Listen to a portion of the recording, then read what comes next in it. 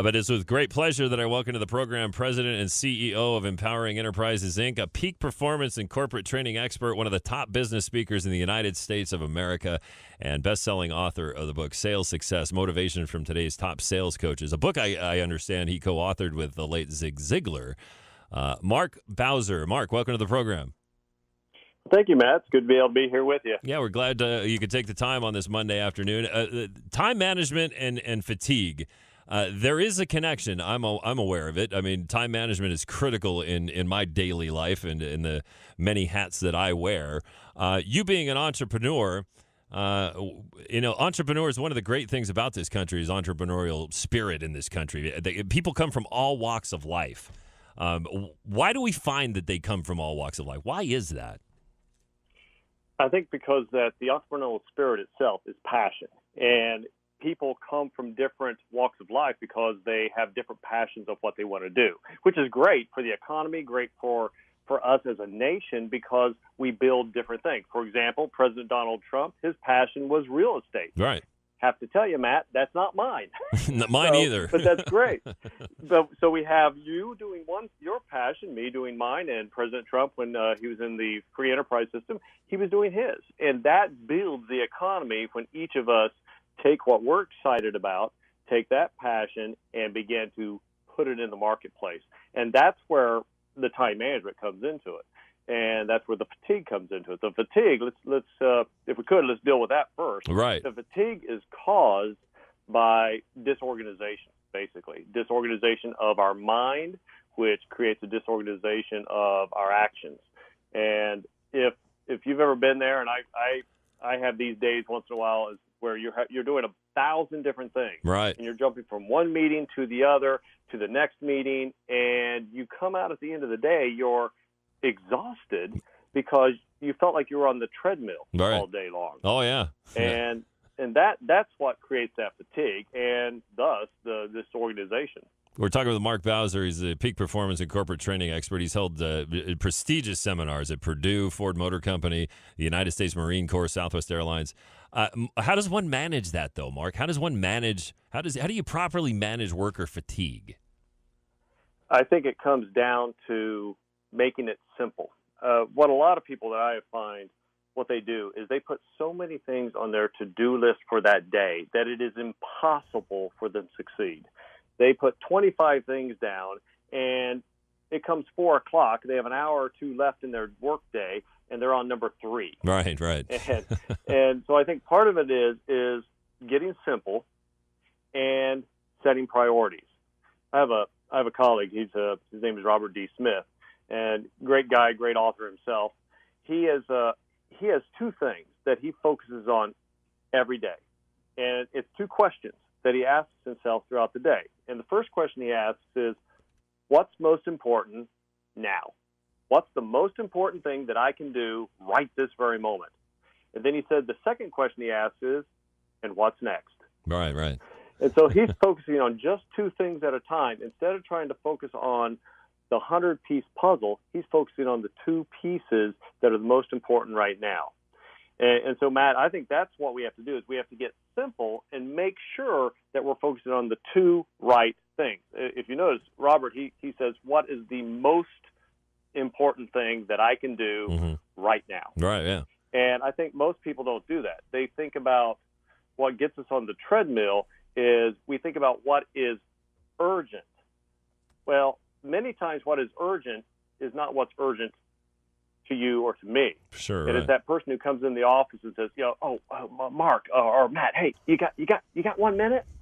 And they're there for 5 minutes. Right. And then the next person comes in an hour later, and they're there for 15 minutes. And pretty soon, we've got nothing done because we're putting out everybody else's little fires. Right. Yeah, they come in and they wake up and you say, hey, it's 4 o'clock. You got to get out of here. Exactly. And so if we focus on the 2 things, like Robert talked about, the 2 things that are most important, and we do those first, then, believe it or not, we've accomplished something that day. Right, yeah. In fact, have you ever heard of the 80-20 rule, the Pareto principle? I have, yes. Yeah, and that's traditionally used in terms of that 20% of your people do 80% of the work, which is accurate. Oh, sure it is. But they they also found out in the time management circles that if we prioritize our 10 most important things, so they're taking it from the 2 to the 10. So let's say you have 10 things to do today, and 1 is the most important, 10 is the least important. They found out that if you got just the first 2 done, now let's think back to school. If we got 2 out of 10 on a test, what grade do we have? Not very good. No, yeah, we're failing pretty bad. Yeah, we are. But what they found out, though, in time management, if you actually put it in the priority list, if you get the first 2 out of 10 done, and they're the most important things, you get 80% of the results that you need to accomplish that day. Wow. So now we're at a B or a B minus. Yeah, now we're doing pretty good. If we get 3 of them done, we're rocking. Oh, yeah. So if we get the top important things, the first 3 things that we need to do all day, then we've reached the success that we probably have never reached in our lives. And that's because we're putting things in the right priority list. Pleased to be joined by Mark Bowser, President and CEO of Empowering Enterprises Incorporated, and a corporate training expert, top-selling author. Sales Success is the book.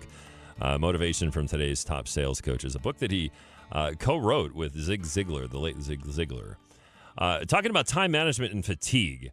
Now, tired all the time. You hear people say that. They're tired all the time. I mean, it's a pretty popular phrase in any walk of life, depending, if you have a busy schedule, especially those that are the entrepreneurs that want to have and run and continue to run a successful business. Mark, how do these folks avoid the pitfalls of, say, self-employment and continue running a successful business? Well, self-employment is a scary thing, and it's a tough thing. And what I think they have to do is they make sure that they go towards that goal, but at a moderate speed. And what I mean by that is what the late Jim Rohn used to call the magic of part-time. Right. I think a lot of people, they jump into wanting to have their own business or an entrepreneurial spirit of some sort, and they jump with both feet forward. And that's great on one hand, but what it does in most cases, it creates a stress in their life, particularly if they have a family, because now they don't have the income that they just had. Right. And so what I suggest for people to do is keep your day job. Keep your day job, and 2 or 3 hours a night, work on your dream job. And then as your dream job begins to grow, then you can taper off your day job or can stop it completely once you can maintain that particular income or exceed that particular income. The challenge is most people aren't that patient. All right. They want it now, and that's what creates a lot of stress. And stress and fatigue are very, very tightly close cousins. And we can't eliminate it completely, of course. We can't have a total stress-free life, but we don't have to manufacture our own stress. And that's why I recommend the magic of part-time until you can sustain it for full-time. Well, I'm seeing that firsthand as my wife started a business of her own out of the house, actually. And the thing has taken off. I mean, it truly has taken off. And I tell her at times, great. I said, it is great. But, you brought up some good points in that the management of that, the orders that are coming in, and then having, say, the grandkids over for a month. It's just impossible, right. And I walk into this hornet's nest sometimes because of the fact of that balance between, balancing, the day-to-day tasks of filling these orders and getting them shipped. I can't tell you, I'm on a first-name basis with the guy at the post office, for crying out loud. And there you go. And burnout, yeah. I mean, but you see it, and I say, finally, dear, you got to put the shop on vacation for a while. Get out there and regroup. And get a newfound passion to come back into it after a nice long break. How do people differentiate though between that balance and burnout? How do you kind of see through that? Balance and burnout is different for every individual. And I was an athlete. I was a competitive tennis player, and so this is where I had my problems. Is I got burned out with tennis with all the hours of practice we were doing, getting ready for tournaments, that I would get injured, and I didn't realize I was burned out until I got injured. And the injuries usually came from an ankle injury or knee or what have you because I was getting sloppy. Mm-hmm. I was getting sloppy with my footwork and so forth. The same thing happens to business people is we get sloppy and all of a sudden we drop the ball and we don't get one of those orders out. All right. Or we don't get it out on time. And that can be a challenge because maybe that person needs it for a presentation they're doing the next day at work, whatever it may be, and we're supposed to next day air out. that product. Well, we don't get it to them the next day. Well, all of a sudden, we killed their presentation, Right. which may have been the biggest thing for their career. So not only did we lost that customer, now we have the stress because we lost that customer for that client, because we lost them as a customer and they lost their customer. And so you can see how it boomerangs. And so balance is how much business can you handle today? In fact, I heard it today as I was in a meeting today, and the thing was, the person was saying, hey, if the business grows this quickly, if we don't have enough staff to fulfill the orders and we don't have enough staff to do this, well, that's a good problem. We'll figure out how to solve that then. And I'm thinking, I see your point, but you better figure out how to solve it before it happens, because once it happens, you're going to be playing catch up. Oh, yeah. Playing catch up with a customer, they go next door to the next company. Right. And like I said, that is something that I have seen firsthand with that very thing right there. I says, well, let's start slow. And that's how it started. And then it just took off and snowballed. And then the next thing I know, she's telling me that she's behind. I got to catch up. These got to get out by Friday. Okay. Well, off we go. And I get to witness what you're talking about firsthand. But this isn't something that's strictly to the business community. I mean, all of these techniques could be applied to all walks of life, correct? Oh, absolutely. I see it with my kids, and my oldest is 13. And as he's in junior high now, though, obviously the homework load is bigger and larger and more stress and so forth. And the organization is there. And something we're working with him on is, how do you organize the same type of things that Robert Smith asked? What's the most important now? What's the most important subject to work on now? Okay, yeah, 4 subjects of homework. Which is the most important now? What's due tomorrow? Right. Let's don't work on the thing that's due 3 days from now. Let's work on the thing that's due tomorrow first. Right. And so forth. And so we're starting with him to working on those ideas so he can get it down, not only so he's successful at school, but so he's successful in life in terms of whatever career he chooses to do at that time, to have these skills of time management, goal setting, and handling stress. Oh, that's It's not easy. No, that's not easy, but it's a great point too. I mean, parents can start their kids out. They're never really too young to start out with it. Even the basics of time management and how to walk down that road. Hey, we're talking with Mark Bowser. He's the president and CEO of Empowering Enterprises, Inc., and a peak performance and corporate training expert. He's spoken and had prestigious seminars for FedEx Logistics, Princeton University, United States Marine Corps, Purdue University, and so on. And the book is out called Sales Success, Motivation from Today's Top Sales Coaches. Mark, last question for you, and then we'll let you go. We do appreciate all the time you're giving us this afternoon. As you were climbing up in the levels of accomplishment, did you have a moment of failure? Everybody does, I think. No, I never failed. Yeah. All right, I got to hire you. I got to get you in here then. I've unfortunately had my share of them. Oh, you're right. Everybody does.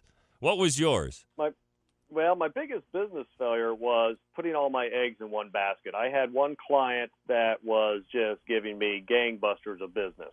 And so you start focusing on that client almost exclusively.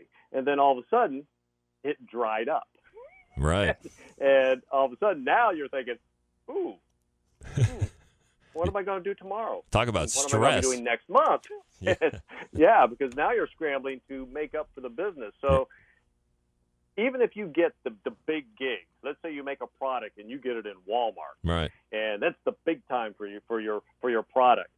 You still got to look at the other little mom and pop shops that are across the country and all these type of things, because Walmart might dry up, right, and then you still have to have something to sustain. So that was my biggest lesson in life, I should say, in terms of business, is don't put all your eggs in one basket, one client.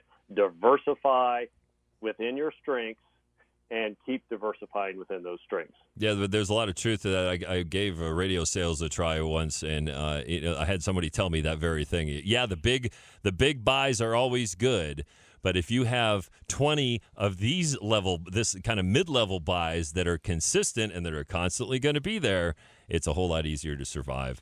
Hey, if you're tired all Absolutely. the time, it really is. If you're tired all the time, that's a popular phrase you hear. I mean, a good friend of mine is a family physician, and he hears that a lot. Tiredness, fatigue, it's a common problem. It's often not a medical thing. It's often a lifestyle change, and Mark has given us some great tips this afternoon. Mark Bowser.